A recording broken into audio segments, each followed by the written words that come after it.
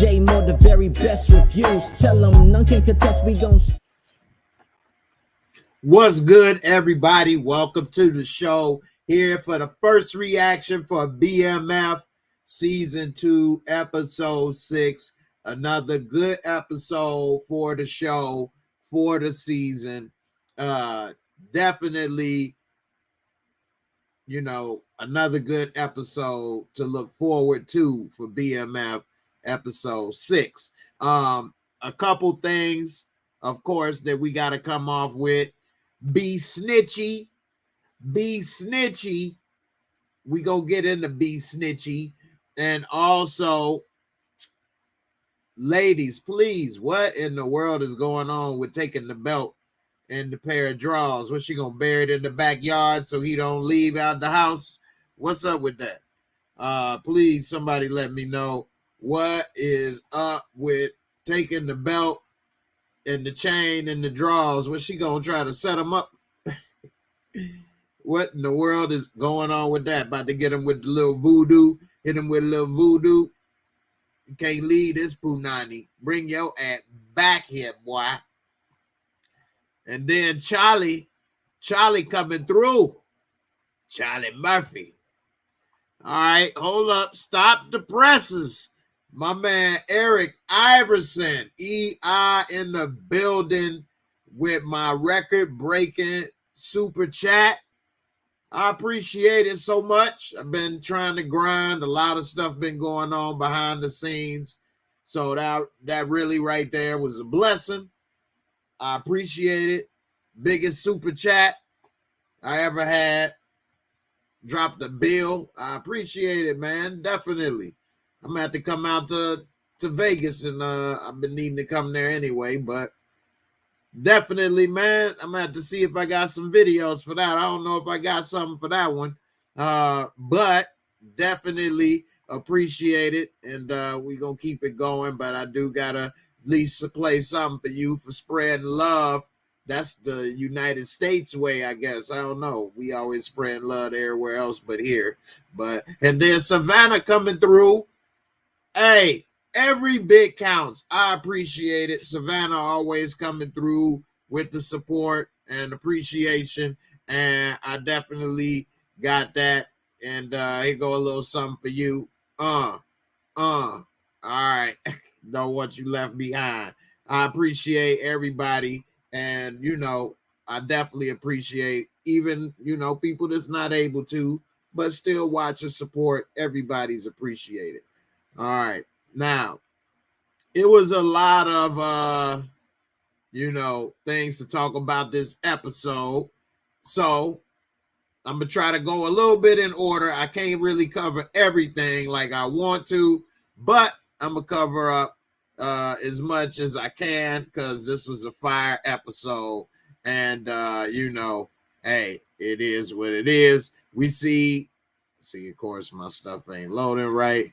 But in the beginning, let me get it right here. We see that they got the prize. I didn't think they was gonna catch him either. I said that before. So we see Meech and Terry come back into town. They rolling in the Suzuki Sidekick. I don't know how many of y'all may be old school or car heads or whatever, but back in the day, that Suzuki Sidekick was a nice little SUV. It wasn't really a lot of SUVs out back in the day. So they in the Suzuki Sidekick, and they rolling through the hood, ready to try to find Lamar for what he did coming to their mama. Of course, they ain't find him. But we see Lamar. He ain't playing. He happy they back. He want to try to get revenge. And so Lamar, he got issues as well. We see he found him a new friend, Blackie, and he beat the hell out of old boy for Blackie, didn't he? So we see a lot of stuff happen with Lamar this episode. But Meech and Terry, they ain't able to find him. They riding around through the hood trying to find what's going on. Nothing working. We later see that B-Mickie is still having a hard time dealing with Kato, and he's having nightmares, and you know, he like really tormented about what's been going on with that. So we see he ain't really been dealing with Kato and the tragedy. Meech end up coming over there to see him, and he never told Meech about her being pregnant. And so he like, man, and Meech was right on too when he was like, man, what's up, man? It's that Kato. Man, you need to let that rat go. You know what I'm saying? And he like, man, that was my baby mom. She was carrying my seed. Which I'm surprised Meech didn't say, did you know that at the time? But regardless, he did have some compassion and sympathy for him when he found that out. And he was like, okay, my bad. You know, I ain't no damn. But anyway, moving along, we try to make this connect. What's up with your, you know, high power connect that you got? And so he said that, you know, it wasn't working out, you know, and that he was trying to make something happen or whatever, but you left me hanging. He like jealous of Terry. He really wanted that #1 spot right there for Meech. I was holding it down. And like, dude, you ain't gonna never really be his brother, but you still can have that #1 spot other than his brother. But that ain't good enough. And in the end, when Meech left, he tried to give him the dap, and he left him hanging. So he like, all right. So then I'm thinking they would be done for, you know what I'm saying, that episode. I was surprised a little bit when they kind of hooked back up and made something happen. But we see that didn't work out. They end up leaving. Later, this is what I'm talking about. We see, I wish I can get my stuff. See, when I do the first reactions, my computer, I gotta clean out my computer, y'all. This I should have got the one with the most memory, but anyway, it take a while for it to load up. This stuff fill up so fast with these images and things. But anyway, what in the world? Please, in the comments, whether you live or on the replay, why did she take his belt and put it in her purse? So we see Terry sleep, and Terry's girlfriend go in the drawer and take a belt. It was just like a regular belt, and put it in her purse and sneak. And we later learned that at the end, the mama was talking to her like, yeah, girl, do he really love you? You in your heart? What you feel in your heart? Women in y'all feelings. What about y'all feelings? But in this case, she would have been right, because he don't want to be with her in his heart. So I had to give it to him. They was right. But she said, you know how we get down. And I'm paraphrasing. And so she like, yeah, mama, I got the belt, the chain. I don't know what the hell that was. The only thing I can think of is that she gonna set him up, planted his evidence somewhere or something. I mean, it's the only thing I can think of that they would be doing, unless it's some voodoo. Like I said, buried the drawers in the backyard. You don't want to leave her. I don't know. So, but anyway, we see that, and that's what it is. What's up, Halima? She said, I was thinking maybe some type of dark arts. See what I'm saying? Yeah. Message to all you men, don't do your ladies wrong. You don't know, she might know a little hoodoo on you. Put a little hoodoo on that ass, you know what I'm saying? Sprinkle a little extra little something in your meal. Had you the Walking Dead up in this piece, Ellie. Anyway, he tried to, you know, get up. He don't want to argue with her, whatever the case. It is what it is. Now, this is one scene that I definitely wish that my pics had loaded up. I'm gonna definitely have to try to clear out a lot of this stuff on this computer. But anyway, the players ball, baby. And now it wasn't really the players ball, but it was something similar. Like a lot of the top players making moves and stuff in the city at that point was there, and they fur Meech come up in the bins, although I don't know how that booty got fixed. How the hell the booty get fixed in the bins? I could have swore they drop kicked that ass. Lamar rammed him up the ass, and not the way that it would have been pleasurable for someone. And that Benz was toast in the back. But anyway, the art of movie magic. He pulled up in that Benz in the fur, because he couldn't have pulled up in that Benz with the booty busted. They laughed him off that. Man, get out of here with your booty busted. But anyway, he pulled up in the Benz, and you know what I'm saying? He had the fur looking clean. They had Jalen Rose in the building. I guess he was supposed to be playing a younger version of himself. But Meech, he like, man, you got to talk to your agents to get some of your money loose. I'm liquid, baby. Pulled out that money talking to you right there. Like, hello. Anyway, he started spending money. He met these other dudes that make moves there with the chain PA. They was the PA crew. It's like everybody back then had to have a big ass chain to represent they crew or whatever. So he tried to talk to one of the dudes, and one of his goons step up hard, like, man, who is you, man? Yeah, boy, he like, down, baby, down, doggy. So dude calmed down for a second, and they about to talk. Next thing you know, dude, his little pit bull that he had with him is in the beef with somebody else. And they get into a fight. And one way as men to get the respect of another man, and men, let me know if I'm wrong, is if you see a man in a fight and another man that you don't know jumps in and helps you and y'all win, you automatically gonna have a brotherhood with that dude and have some type of bond, friendship. This dude jumped in and we went to bat. You know what I'm saying? Like, yeah. So Meech jumped in, went in there, threw some things, bust some heads. They all got thrown out together. So now they all talking. Meech didn't have to do that. He didn't know them. So now he kind of made a connection with that, which was smart.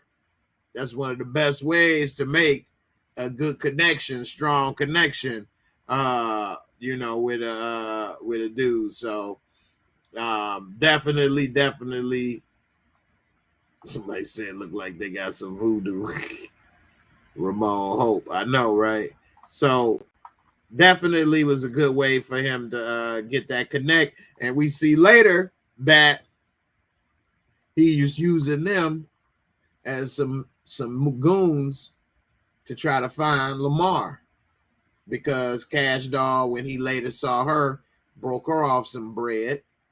He was saying, she was telling him, like, you know, Lamar all messed up, can't get the dang to work, and got a boo-boo bag and all that. And he like, how you know he can't get it to work? Shut up. I tried to work it part-time. I didn't do a full-time job work. Anyway, he break her off or whatever, and she give him game like, look, he been in the streets. You're going to have to come at him in a different angle. And so that's when he decided to hire them goons to come looking for him. But as we saw, it ain't turned out too good for them.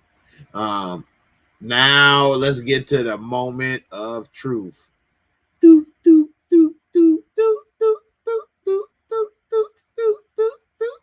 That's for Charles. That's Charles' little porno music, Moments of Love. So we see Charlie Murphy. Man, he want to do right, man, but them that boy, they just was calling me. He was trying to do right with his woman, Lucille, trying to be there, and we find out Terry finally said, look, I ain't going back to school, which I got to say, that damn teacher, wow. I ain't never had no teachers coming doing all that for me. What the hell? How many people had teachers fighting for them? I mean, I don't know. I didn't miss that many days like that, but it was a time where I was doing real bad, and ain't no teacher do nothing. They ain't give a damn. They ain't called my house. They ain't see nothing. And I mean, as bad as as things was going for me at the time, ain't nobody give a damn. And that wasn't even a public school, so I don't know. But anyway, dude came ready to do homework with him and missed assignments and all that. So he like, man, I'm done, man. And you know, we see that the parents finally realize, man, it's over. It's over. Ain't much that we could really do.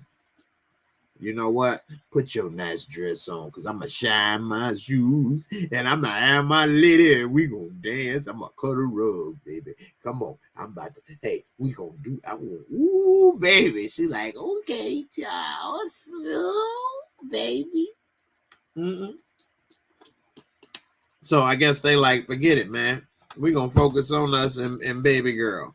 And we find out that baby girl got a job at the beauty shop, which, of course, everything Meech and Terry touch, they infect.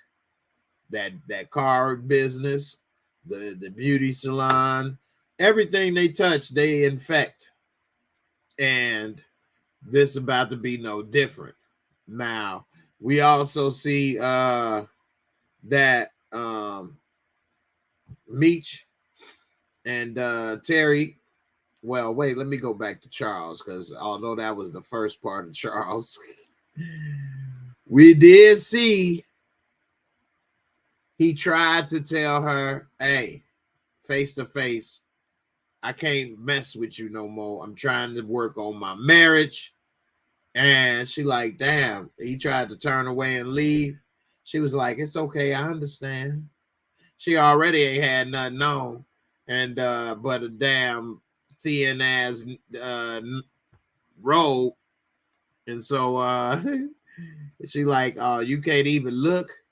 And Mabel, she's like, look at this, Charles. And he turned around, and oh my goodness, she had some nice little thick little juicy breasts waiting for him.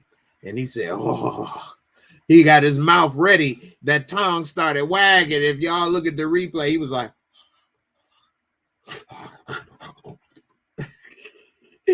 that damn tongue started to moving, baby. He was ready to kiss. He was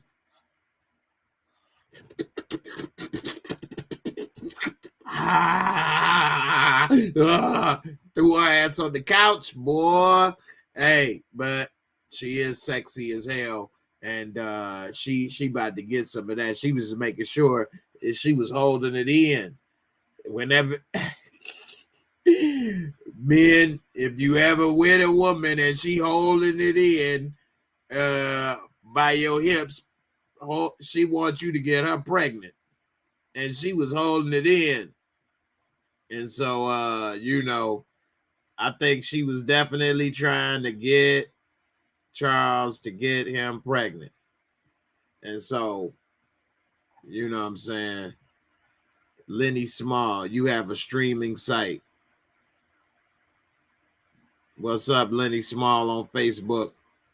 Yeah, we streaming live on Facebook. I mean, on Instagram. I mean, on YouTube at JAYMOOREREVIEWS. Live at JAYMOOREREVIEWS on YouTube as well. Yeah, but you know, she was holding it in, and Charles about to mess up. Mabel about to be pregnant. He done told his wife, because she told him, when I was at the retreat, I thought you was cheating. I confronted Sister Sweet, whatever her name is. I can't remember. Sweet thing, Sister Sweet thing. And I thought that you was cheating. He said, why would you think something like that? With them dirty magazines, Charles, I just knew he was looking at that. Yeah, but them magazines had thick chocolate breasts. She don't have those. Not Mabel. Don't go over there. So he convinced her he ain't cheating. And I guess he wanted to be like Spike Lee and do the right thing. But instead, he did Mabel all on the couch, tore that ass up. Damn. So, you know, one journey, you say BMF is a horror story. American poverty leads to criminal action that crippled Black people from coast to coast.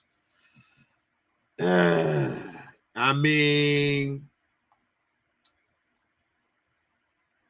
in the grand scheme of things, I don't think anybody could say that drug dealing, or because if you're dealing drugs, that means somebody had to buy them and use them. So I don't think we could say it was positive. Yeah, it's sad. I don't know about horror story. I would say it's another tragedy of the African American experience, that because the truth be told, Meech and Terry are extremely smart, but their talents were put in the wrong directions for a lot of different reasons. Now, Terry, we do see he did have a chance, but when your brother is that influential to you, right in your face and other things, he's not able to see the picture. And we saw that's I'm glad that you kind of put that comment, because I'll just say right quick on that that he did say that, and this is one thing I used to feel when I was younger, is that the school route is too slow and it take too long. And when you're young, you got to go to 4 years of college, 4 years of this, 4 years of that. You be like, man, it's going to take forever before I can start making money and do this and that. And so, you know, but those years go so fast. And it's just hard for a young person to realize how fast that'll go. And unfortunately, that's why I would say it's a tragedy that they could have did so many things and they had been in different directions in life. But unfortunately, you know, one thing that I do like about these shows, and I don't know if everybody may feel this way, but yeah, I think they are entertainment. So I don't necessarily look at it, you know, I'm older as well. So, but I would hope that if a young person was to look at this stuff, not to say they would look at it and because I don't know how influential movies and music and stuff could be, but I hope at least if they were in this type of life, maybe think about stuff a little differently. I'm not saying they would watch a show and then be like, I'm gonna get out the game, but maybe start thinking of things differently to where maybe the outcome could be better in life. I'll say that, other than dead or in jail, which is what happens to so many people the longer they end up in this now, you know. So, but anyway, we see, speaking of dead and in jail, that Coach Cop, Bryant, headquarters, he got a hard on for Terry. And they following Terry, him, and Gin and Juice. Gin and Juice and Coach, they on the prowl. And we see Terry is picking up ooh la la. Oh my goodness, man. La La Anthony. So beautiful, man. Anyway, La La Anthony, man. Wow. I know people want to say whatever, but hey, anyway, we see him pick her up and the kids in the rain. I saw you and them kids standing in the rain. He came with the umbrella, Ella, ready to save the day, boy. Captain T. Da, da, da, da. You need a ride? Did somebody say they needed a ride? So he picked her up. We see that Boone done put her ass out. in the rain in the middle of the night with the kids and stuff. Just treat her like crap. And so she like, let's go to your place. He like, let's go to a hotel. I think that's better. I don't think you would enjoy the twin beds. Now, I did make some modifications to the twin beds per se. See, what I had done is I had pushed them together perpendicular to a square, put a little plywood underneath so when we do fall between, we don't go all the way to the ground. You know what I mean? It is actually more comfier than it sounds. And I could get like a little, sleeping bag for the kids. How that sound? So, and moms make good breakfast. Moms make the best breakfast. So his whole situation horrible. He got 2 twin beds. His baby mama, his mama, daddy. Yeah, T, you got to grow up. But he take her to the damn hotel. We see Brian, Jim, and Juice.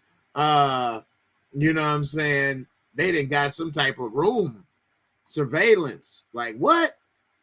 And so they got a damn telescope. Well, telescopic lens on a camera. And they're taking pictures of everything going on. We later see that Terry and Lala lock the door and throw away the key. Because it's time. Because I'm hungry and I'm ready to eat. He went down to town, baby. And you know what? I will say that plate looked very clean and smooth. And hey, no complaints. I see why they in a relationship. That's all I'm saying. I see why they in a relationship, and I totally understand. Hey, man. I wish I would have took acting very serious when I was young, 18, and could have got into the business at 18 and wow, the possibilities. Wow. Anyway, Brian and Jen and Juice, they like, somebody get something to eat. Somebody hungry. She like, I know I am. He like, hey, go ahead and knock that out for you. I like a little fried rice, little angel hair pasta. You know what I'm saying? Let me go ahead and stick this little, you know what I'm saying, Philly steak up in it. We got with the sandwich they got in Detroit. Let me stick this Coney dog up in that little angel hair pasta, baby. You know what I'm saying? We gonna make a little soul food, Chinese food mix. So she was like, I don't think you can handle this. He said, hey, the fun part is trying to find out. Hey, I swear I thought they was about to be tearing it up next. That was a nice line. Even she looked like, let me get some of that chocolate. Come here, GI. Anyway, we see that you know what I'm saying? He said bootylicious. La boy. No, Terry definitely don't want that baby mama. That's for sure. So we see that they didn't at least show Brian and Jen and Juice smash. Let me ask y'all that's watching live, how many of you think Brian and Detective Jen and Juice gonna smash? Put a 1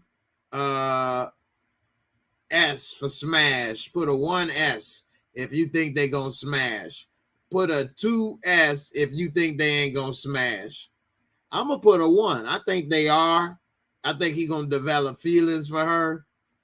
Something might happen to her, and he gonna be on the case for 20 years more. You took away my Chinese food. Hey, I cleaned the plate, but you know what? I was hungry 30 minutes later, mother. You know how I go. Anyway, I think they gonna smash. I think so. I was thinking it was about to happen right after that. So anyway, they didn't show it, but you know, we'll see. We later also see that Lamar is on the prowl, and he just 12 gauged one of Meech boys. He blew dude head off, didn't he? Damn it. Well, it didn't hit him in the head, but dude was trying to take a piss, and he hit him with the gauge. Blues. I'm surprised they didn't hear that first shot. They was slow to react. Then Lamar, dude tried to grab his gun, blasted him again. Blues. Ricky! Pissy! Blues. He got 12 gauge like Ricky. Pissy. He didn't even get to put his pee-pee out. Bloop.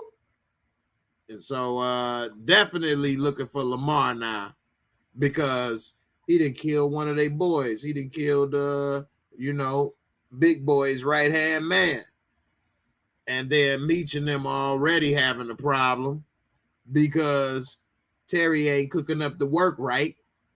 And it was heavier when it was wet. Dry out, it ain't all that. People ain't as high. They saying that it ain't all that. We see, I don't know what the hell this dude look like. But he got the damn box of the damn high top fade of the century over here. Fake ass Kwame. He he came over here. I want my money back, Terry. Everybody said it ain't all that. Like, man, I ain't giving you nothing back. So Terry and him start fighting. Terry losing until Meech come in. Bop, ba da da bop. I'm loving it. Ba da ba ba ba. So he catch him. They take him out. Then we see old boy right hand man, Big Boy. He was about to step in. Them PA boys don't play though. He was like, "Don't concern you, boy." And he was like, "Come on, man, stop. We family." Hey, life is a different thing when you have a gun pointed at your head. I'm just saying, things change. You think differently sometimes when you got a gun in your head. And we saw his mind changed instantly. So they beat dude up. I guess he ain't part of it. Meech said, hey, forget him. If he about to fold the first sign of pressure anyway, he ain't really worth a damn to begin with. You know what I'm saying? Now we see how Meech really got to be the plug. And it's because of this. This is the real way Meech is going to become the man. And it's because K9 is about to die. He got to die. And Meech is going to work with the Colombians, meet them in the next episode, and he ain't going to do them wrong, and they going to love him for it. And that's how he became Big Meech, because K9 messed it up. K9 got to connect right now. He could have been doing them right. We later see K9 mad, stressing, still trying to act like he cool. But his boy that's working things on the phone is like, dude, hey, what's up? He like, man, fork them. I ain't talking to them, man. And so dude like, hey, man, this ain't right, man. Hey. And so he like, hey, telling whoever it is. So then K9 walk away. Meech come. He like, dude, he owed the Colombians $20 million. $20 million. And he ducking them. And he ain't answering the calls or none of that. That's death. Somebody got to die. Hey, they'll come and kill everybody in that damn bar, in that club that he trying to be in to hide. They'll come execute everybody in there for $20 million. $20 million? The Colombian cartel? Man, they'll wipe that whole damn place out and be back home for lunch. I got the burrito, man. You have it, the pasta to me, man. Make it really good, man. You kill it, that muchacho, the blanquito. So, hey, K9 in trouble. K9 basically looking to die. He ready to die. His woman ain't around to check him no more. And, you know, it's about to be over. Stan Jackson, you say K9 must take out King Kong, Lamar, or else. I've said the whole time, I never thought they would meet. I don't see a reason why they would meet or have a beef. And Meech is under K9, so I don't think K9 will help Meech. Meech need to prove himself to K9. So only if Lamar messed with him would they mess with each other. So I don't think that's going to happen. I think K9 is a dead man walking, and it's only a matter of time before the Colombians chop his head off or something, and everybody find him decapitated somewhere.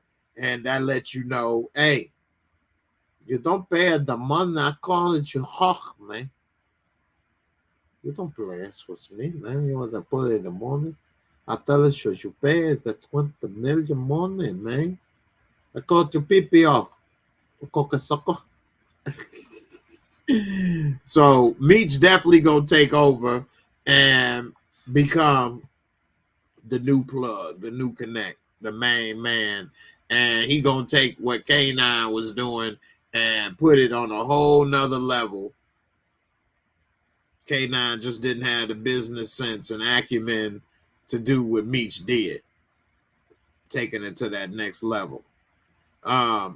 We also see that it would have been a glorious fight, though. It would have been great to see them go at it, but they just not in the same circle. You know what I mean? And Lamar ain't even selling drugs right now. So I don't, unless he robbed K9, but K9 don't have nothing talking about he about to get it soon. Unless you paying them 20 million, they ain't about to keep giving you nothing and you ain't paying. So yeah, you screwed. He ain't about to be getting no weight soon. You know what I mean? So K9 is done for. You know, but Lamar, he on a different thing. Lamar is just like a street thug. You know what I mean? Like Lamar is a street thug that didn't mind. He's a bully, an adult bully, and that's how he makes his living. Even when he had the crew and they was running over there, they crew, he was really just bullying them and running it, because he wasn't like he was the mastermind behind everything or doing stuff. He just was able to just punk everybody. And so that's all he kind of is like the biggest bully in the hood that bully thugs. He bullies thugs and drug dealers. Like, you saw them chains he got. That's from just bullying people like Debo. Give me your chain. Here, Lamar. I don't want no trouble. Don't hit me. Don't kill me. He even bullied his cousin today because we saw Lamar beat the hell out of this dude, white dude, that was abusing this dog who Lamar took from him, and he renamed him Blackie. Lamar beat the hell out of him, even bit the dude. He first told the dog, you bite me, I'm going to bite you back. And then he ended up beating old hillbilly sharecropper, bit his ass back. And so Lamar loved that dog. He like, yeah, he beat up and scratched and abused like me. I'm going to take care of him. No, he wasn't being taken care of properly. So his cousin like, man, get that damn stank-ass dog out of here. You better apologize to Blackie right now before I beat your ass right here, right now. Apologize. He was like, sorry, Blackie. You can see that look in his eye like, Negro, is you serious? Wait a minute. He really is serious. Oh, wait a minute. Hold up. I forgot. He's psycho. Sorry, Blackie. He's about to snap and kill me. I'm his only lifeline in this world. That's how crazy he can be and snap out over that dog. This man that did everything for him, squeezed the boo-boo bag and everything, and you about to kill him for a damn Blackie. And then said, this was gangster. I'ma beat your ass, kill you, and let him eat you. What? What? He keep coming up with the worst ways to kill somebody. You gonna beat this man to death in his own house and kill him, and then let your dog just eat him to death? Oh man, come on. Lamar is on one, man. Who thinks of this stuff, man? You know what I mean? They'll find him dead in his own home, ate by a dog. Just pieces of his body just wrapped up in dog shit. Come on, man. Come on, man. That's horrible. So I don't know with that. But you know, it is what it is. Be snitchy. So we saw Coach Cop, he wasn't able to lay down that sausage like he wanted. He wanted to give her a dark black sandwich to snack on. We don't know if Gin and Juice tasted that sandwich or not. I don't think that she did. She didn't seem any looser when she walked through the door later when he said he about to meet up with his son and he went up with B-Mickie. And she's like, it don't look like your son, mother. You supposed to be giving me a sample of that, soul food. I wanted some of that high blood pressure meat. Give me some of that high blood pressure meat. Heard you people got it. Anyway, we see she find out that he over there meeting with B-Mickie in the basement like it was Rap City or whatever. She like, look, he my CI. He about to meet up with Meech for this damn drug bust or whatever. I got 2 keys. We about to meet up, do this deal. She like, all right. She give him the card. She like, I wanted to make sure you were comfortable. He like, man. So anyway, they go ahead to do the deal. First off, he didn't even look right with that hat. That hat was horrible. Horrible. Smashed in, no style, nothing. And the first thing when he walked in, I looked at that hat like, what the hell? Because you got to keep your hat formed. That hat, see how it's always formed or whatever, even it was smashed down in and like laying on his head. It's like, what the hell? And Meech like, man, what you doing wearing a hat, man? Man, I always wear a hat. Plus he got a high top fade. So that right there, I was surprised Meech didn't just take it off. Like, let me see. And then be like, oh, snap. That was one of the worst wire jobs I ever saw. So we later learned he bring the keys and he talking to Meech, but they never said about a price or this or accepting it or any of that. And Meech, boy, he say the damnedest things at the right time. He give him burial plots like, here, man, that's for your mama, you, and for Kato. Y'all can all be together. They like, man, what the hell? They're like, man, this is more. But he like, man, I love you, man. Appreciate everything you been doing, man. Give him a hug, telling him all this stuff right at the right times, right when it's always about to be something. He always saying the right thing. And B-Mickie start having a tear come down his eye and all that. And then he pulled that hat off. And you see the wire. We see the wire. You little snitch ass motherfucker. I'ma beat you. So he pulled that out. This dude, he ain't got a rabbit in the hat. He got a damn wire. Yeah, I know, right? Meech said, I got coffins for you all. That right there was kind of morbid. Damn, bro. You bought the coffins. Oh, wait a minute. Hold up. Wait. What the hell are you talking about?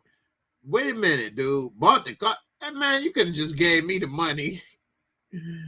But anyway, he showed him the damn wire. They quiet. Next thing you know, Meech take the bag. I thought he would just leave it and not take it. He took it and ran. Like, man, I'm out. And he knew he ain't say nothing on there. Wasn't no camera. And B-Mickie, they just hearing music because he left the hat in there. They running out the damn back door, out the window.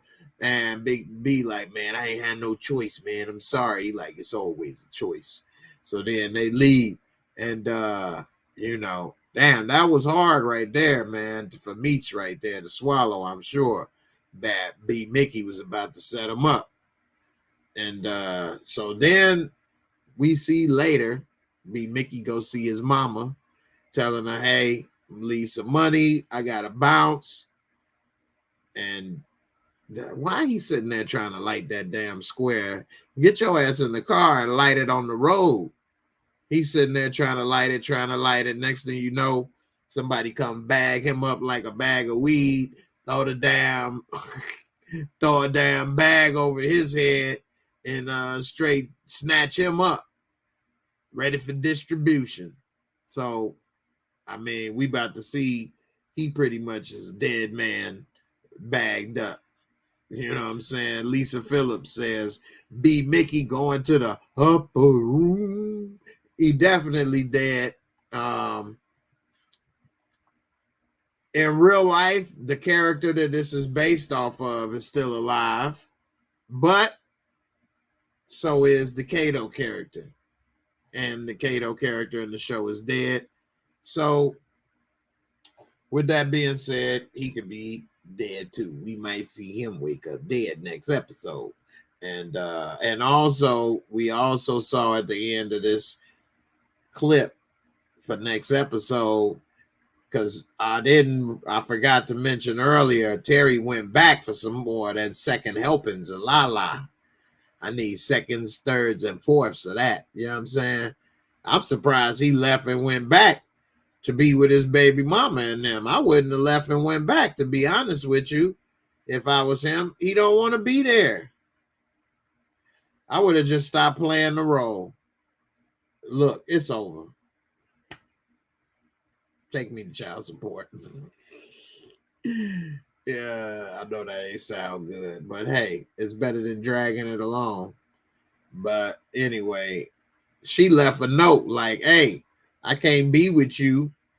You got too much going on, basically, and I need some financial security.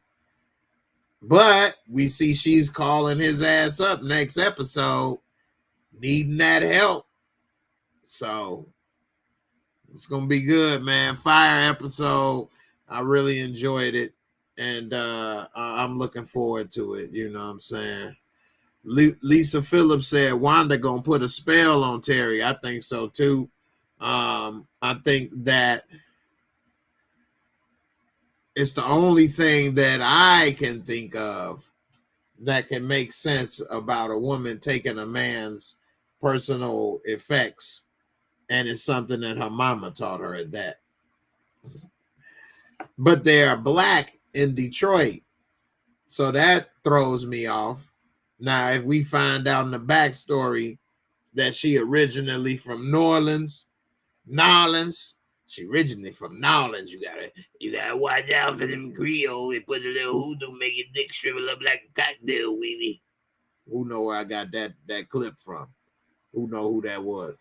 Hey, bury your drawers in the backyard. Can't leave for a week. Make your dick shrivel up like a cocktail weenie. But you know, I was surprised to see that basically in Detroit. ZJ Modesta said Wolfman Jack. Nope, not Wolfman Jack. It's from a movie, and it's a famous black comedian. Nope, it's from a movie, and it's a legendary black comedian. Cheryl Battle. That's Red Fox Harlem Nights. That's exactly right. Red Fox Harlem Nights. Lay your dick really like cocktail weenie. That's my Red Fox impersonation. Ain't nothing left but a swallow in the container. We'll swallow it and shut the fuck up. Swallow it and shut the fuck up. Oh, man, I love Harlem Nights, man.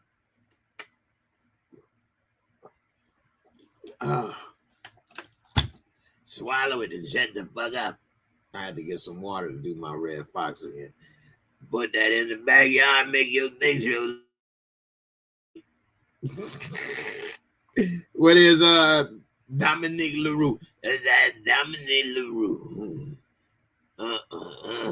Don't need that LaRue. That's that Creole. That Creole. He was there with that Creole. Anyway, that's right. I had to get a little gin right here, liquidate the lungs.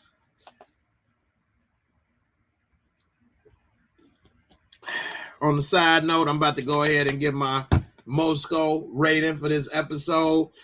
As y'all see behind me, I do have The Last of Us on PS4 since it came out. I went and dusted it off because I beat it when it came out. And one thing about the game is it got all those cinematic scenes. The same person that made The Last of Us made Uncharted. It's funny how both of his games turned into movies. But I did skip to the part where Henry and Sam and what happened and things. I have forgot how it went on the game. And it's pretty close to how it went in the show, but it is some differences. But, you know, it's pretty cool. So, anyway, time to go ahead and give it a Moorescore. And also, you let me know what's your Moorescore in the comments below. All right, now let's do it.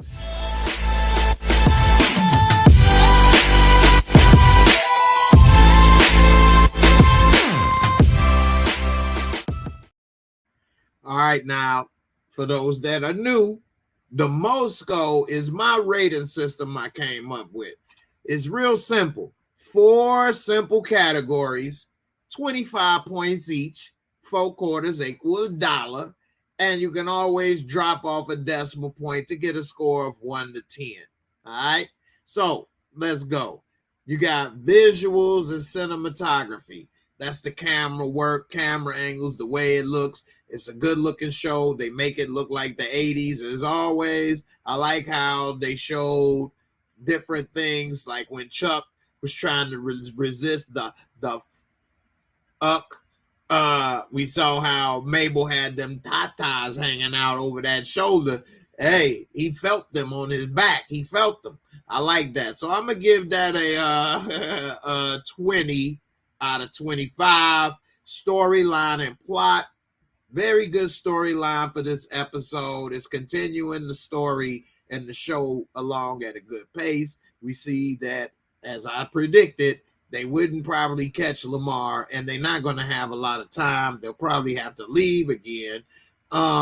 We also see the beginnings of how he's about to get that Colombian connect, the downfall of K9, and how Terry is falling out of love with his baby mama and in love with Mello's baby mama. So we can see a lot of different things happening, as well as Chuck caught in a love triangle, and you know, the triangle, the musical instrument, it's always a little thing in the middle. He the little thing in the middle, just banging all the little sides. So we'll see how that turns out and how that tune is played, but I'm gonna give it a 20. All right. And we see special effects, makeup, costume. Not a lot of special effects, although we did see old boy get blasted with the shotty. But overall, not a big special effect driven show, of course. They do have all the costumes and things and wardrobe on point for the 80s and early 90s. So I'm going to give it a 20. I did like the players ball scene with the fur coats and everything. You know what? I'm going to give it a 23, actually. And let's see. Finally, entertainment and fun factor. I really enjoyed this episode. It went by so fast. It was good. I enjoyed it. Wasn't the greatest I ever seen. And but I was happy and I liked it. I'm gonna give it a 22, above average. And that would bring a total Moorescore for this episode to an 85, which is about an 8.5 on the regular 1 out of 10. So I give it an 85. I always give a 0.5 margin of discretion. So if you felt it was a 90, I could see the argument for that. That's not out of sight. And if you think it was just an 80 or an 8 or a 9 or whatever, either way, I can see the case for that. Somebody said it was a 10. I would say, I don't know about that. It wasn't the greatest episode ever. And if somebody said it was below an 8, it wasn't that bad. So with that being said, what's your Moorescore? Let me know in the comments. I enjoyed it. I thought it was a solid B+, and I'm here for it. I'm enjoying it. And hey, I don't know. What's your Moorescore? Let me know in the comments, y'all. Let me go through it and see. Stan Jackson said a 90%. Okay, I can see that. Again, it was good. So I could see a case for that. Savannah, 8.5. Right there, whipped you right there. I see it as an 8.5. Cheryl, a 8. Again, I can see the case for that as well. So you know, definitely something you say, love the Cole and ZJ Modesta. Well, appreciate it. It's a little owl. Let's see if I can. White owl. It's not healthy for you. Anyway. So, you know, y'all let me know. ZJ give it a solid B. You know, that's about a 80. A 80 is a B. I give it a B+. A 90 is an A. A 90 and up. So, you know, it's all good. Let me give another special thanks to Eric Iverson. If you're still there with me, I definitely appreciate you for coming through, laying the smack down with that super duper super chat. I don't get too many super chats too often, but I do appreciate when I do get them. And I do remember and appreciate all the people that break bread. And that right there was the biggest super chat I ever had. So definitely appreciate it. And it's been a lot going on. So every little bit helps. And also Savannah as well for the super chat, always coming through and supporting and watching and all that good stuff, as well as everybody else watching tonight at this time for this first reaction. I appreciate all of y'all for coming through, showing love, watching the show. I definitely enjoy the show. And you all, if you got any questions or anything, feel free to put it in the comments at any time, whether live or on the replay. All right. BB Bolger said Harlem Nights, Red Fox was the actor in the movie. That's right. Definitely. Cheryl, thank you. Peace, love, everybody. One journey, all of y'all. Appreciate y'all for coming through. And I'll see y'all on the next video. I got some more BMF theories and other things dropping coming soon. So be on the lookout for that. As well as I got a trailer breakdown coming for season 3, Power Book 2. And man, and some other stuff. I got to get some things straightened up behind the scenes. And man, I'll be able to just go to work. So I'm really excited. Looking forward to the next few weeks coming up. And hey, I'm here for it. Appreciate everybody for watching. I'm up out of here. Y'all get some rest. Have a good one. Deuces. And I'm out.